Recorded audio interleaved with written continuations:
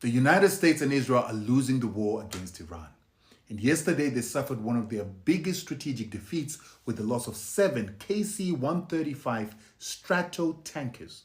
These are the aircraft that refuel their jets in order to enable them to travel longer distances to bomb their targets. They lost 7 of these aircraft in just one day. This has never happened in the history of the United States. The Department of Defense Central Command, or CENTCOM, has acknowledged the fact that 5 of their tankers have been destroyed at Prince Sultan Air Base in Saudi Arabia. They, however, do not acknowledge how it is that they were damaged, saying that they're still investigating the cause of the damage. However, the Iranians are taking full credit, saying that they sent their Shahed drones into Saudi Arabia, which no longer has any form of air defense, after the Iranians spent the past 2 weeks destroying their radar systems, destroying the eyes and ears, destroying over $4 billion of radar systems that are said to be 30% of all radars of America in the world. They say they shot their Shahed drones that cost $10,000 to destroy 7 aircraft, which each cost $67 million, crippling the US's ability to refuel its jets that are supposed to go in and attack Iran. 2 other US tankers were hit in Iraq, killing 6 US crew members in that country. So why do we say the destruction of 7 of these tankers is a strategic defeat for Israel and the United States? First of all, each and every one of these tankers cost $67 million. The Iranians destroyed 7 of them in one day, utilizing drones that cost $10,000 each. So if they can destroy 7 in one day, how many would they destroy in a war that lasts for a month, 2 months, 3 months, or 4 months? Secondly, in the history of warfare, the United States has never lost 7 of these strategic level of aircraft in one attack, except probably during the Second World War. But someone else might even argue that even in the Second World War, they never lost aircraft of this magnitude in just one city. Third and most important, the United States as a superpower needs to project its power to faraway countries. And the way they can do this is to have these refueling tankers refuel their fighter jets so that they can be able to attack countries far away from them.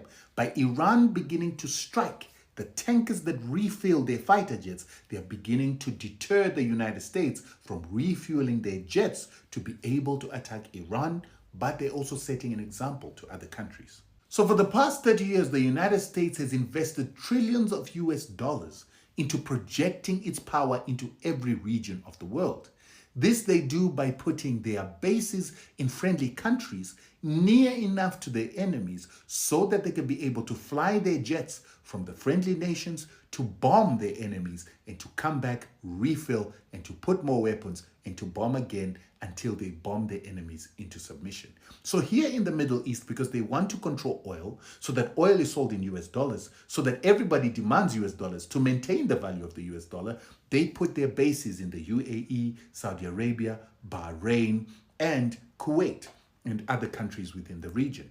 These bases were then used to attack their enemies, Iraq, Syria, Yemen, and Iran. However, with the beginning of this war, Iran focused on only one thing: to destroy US bases and CIA assets in the region so that their aircraft would not be able to refill and bomb them. So what they did is they attacked all the bases, all the air bases, all the weapons, and the satellite systems together with the radar systems so the Americans cannot see incoming missiles.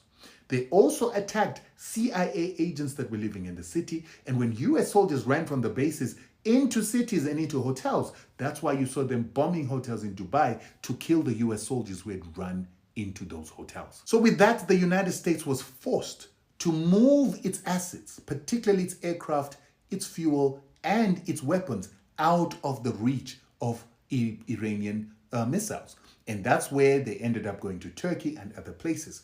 Even their aircraft carriers had to move out of the region because, for instance, the Abraham Lincoln was attacked by Iraqi missiles. With this, they now need these tankers to refuel their jets, sometimes up to 3 times, until they're close enough to get into Iran, bomb, and come out.